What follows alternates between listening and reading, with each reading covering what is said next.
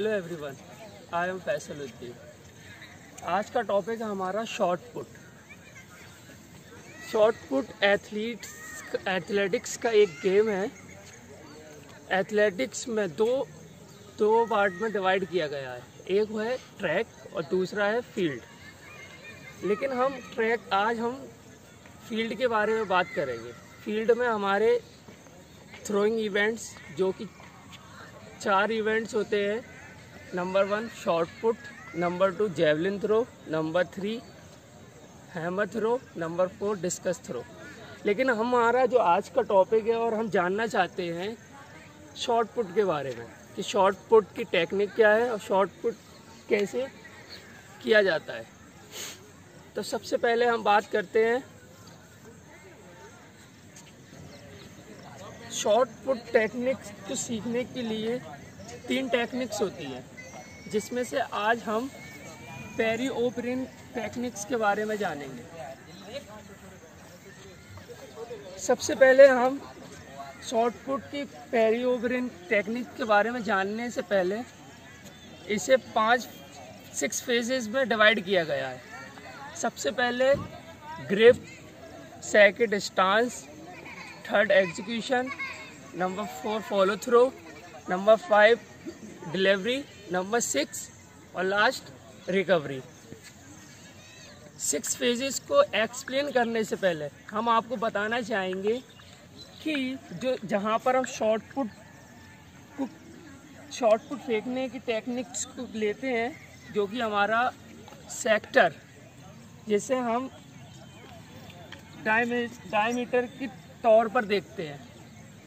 तो इसका जो डायमीटर होता है वो होता है 2.135 मीटर का, और इसका जो थ्रो सेक्टर होता है हमारा, जहाँ पर हम शॉट पुट को थ्रो करते हैं, वो सेक्टर जो हमारा होता है वो होता है 4.92 मीटर का, जिसमें हम थ्रो करते हैं उसकी लेंथ, सेक्टर की लेंथ। और हम फेजेस को बताने से पहले आपको शॉट पुट का वेट बताना चाहते हैं, जो कि मेन और वोमेन दोनों का अलग है।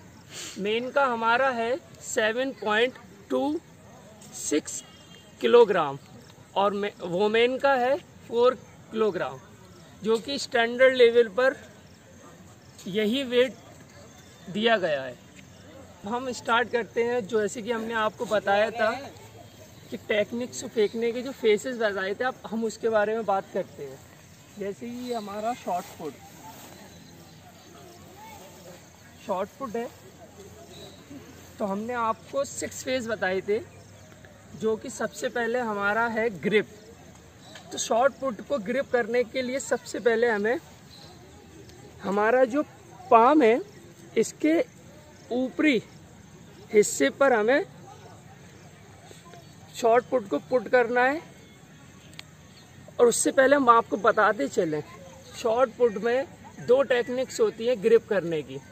एक होती है 4 फिंगर ग्रिप और एक होती है 3 फिंगर ग्रिप। तो जैसे कि 4 फिंगर ग्रिप से बेहतर होती है 3 फिंगर, जो कि हमारा ग्रिप करने में बहुत ज़्यादा मदद करती है, हेल्प करती है। क्योंकि जिससे कि 3 फिंगर ग्रिप जो हमारी है, हमारी 3 फिंगर आप देख रहे हैं जैसे कि बिल्कुल शॉट पुट के मिडिल भाग में, और हमारी लिटिल फिंगर है वो थोड़ा सा नीचे के हिस्से पर, और जो हमारा थंब है वो हमारा दूसरी साइड के नीचे हिस्से पर, जिससे कि हम इसे अच्छे से ग्रिप कर सकें। और ग्रिप के लिए हमें शॉट पुट में मार्किंग पाउडर का भी यूज़ करना पड़ता है, जिससे कि हमारा शॉट पुट है वो गिरे न और ग्रिप स्ट्रॉन्ग बनी रहे। अब मैं बात करता हूँ कि ग्रिप करने के बाद इसको होल्ड कैसे किया जाता है। तो होल्ड करने के लिए शॉट पुट को हमें इस तरीके से अपनी रिस्ट पर, जैसे कि आपको दिखाई दे रहा होगा कि रिस्ट पर हमने इसको होल्ड किया। होल्ड करने के बाद हमें यहाँ पर नेक और कॉलर बोन से लगा कर रखना होता है, जिससे कि हमें शॉट पुट की सपोर्ट मिले जो पुट करना था, इसको होल्ड करना है ग्रिप शॉर्ट पुट को, तो हमें क्लेविकल बोन जो हमारी है वो और नेक, इसके बीच में हमें शॉर्ट पुट को होल्ड करना है। आप जैसे कि पोजीशन देख सकते हैं क्लोजली कि कैसे होल्ड किया हुआ है। और जब भी हम शॉर्ट पुट को होल्ड करते हैं उसके बाद हमें जहाँ फेंकना होता है उसके अपोजिट हमें डायरेक्शन पे हमें स्टांस पोजीशन में आना होता है, जिससे कि जब हम फेंकने के अपोजिट डायरेक्शन में खड़े होते हैं तो हम जब उसको ग्लाइड करके टर्न करते हैं तो हम अपनी सेक्टर की साइड फेस हो जाता है। हमारा दूसरा फेजेस है स्टांस। तो स्टांस को स्टार्ट करने से पहले हमें शॉर्ट पुट अपनी जगह रख देना है। स्टांस में क्या है कि हमें फर्स्ट पोजीशन देखनी है कि सबसे पहले हमें खड़ा कैसे होना चाहिए सेक्टर पर। तो जब हम ग्रिप कर लेते हैं, ग्रिप के बाद हमारा जो सबसे पहला पावर लेग होता है, तो पावर लेग को हम हमेशा आगे की साइड रखते हैं।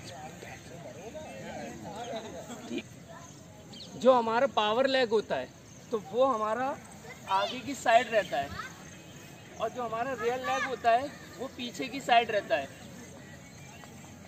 ठीक है, इसमें क्या है, और फिर जो हमारा पावर लेग है उसको हम बेंड करते हैं, और जो हमारा रियल लेग है उसे हम होल्ड करते हैं। ठीक है, और हमारा जो एक तो ग्रिप शॉर्ट पुट होल्डिंग है ग्रिप, और दूसरा हमारा फ्री हैंड है, उसको हम 90 डिग्री मोड़ कर रखते हैं। जिससे कि हम 90 डिग्री क्यों मोड़ कर रखते हैं और लेग को क्यों उठाकर रखते हैं, क्योंकि जब हम एग्जीक्यूशन में जाते हैं, ग्लाइड करते हैं, तो ग्लाइड के वक्त जब हमें जो फोर्स देना होता है वो हम किक की थ्रू, जो हमारा रियल लेग है वो हमारा किक का काम करता है। कि जैसे कि हम किसी गाड़ी में किक मारते हैं तो वैसे ही उसका प्रेशर लगता है, तो हम उसी हिसाब से जो हमारा रियल लेग है अगर हम उसको किक की तरफ फोर्स करेंगे तो हमारी ग्लाइड अच्छी होगी। और उसी के साथ साथ जो हमारा 90 डिग्री हैंड जिसको हम 90 डिग्री में एंगल बनाए हुए हैं, ये भी हमारा पीछे की तरफ फोर्स करने के लिए बहुत ज़्यादा फ़ायदा देता है। तो जैसे कि हम आपको डेमो देते हैं स्टांस प्लस एग्जीक्यूशन, जिसमें कि हम ग्लाइड करेंगे। ठीक है, जो हमारी पोजीशन ये रहेगी, ये हमारा शॉर्ट पुट होल्ड जब हम ग्लाइड करेंगे, ये हमारा स्टांस एग्जीक्यूशन फेजेस में हम आ चुके हैं। अब हमारा तीसरा होगा फॉलो थ्रू। फॉलो थ्रू में हम टर्निंग करेंगे। मेरा फेज मेरा अब सेक्टर के थ्रू होगा। ये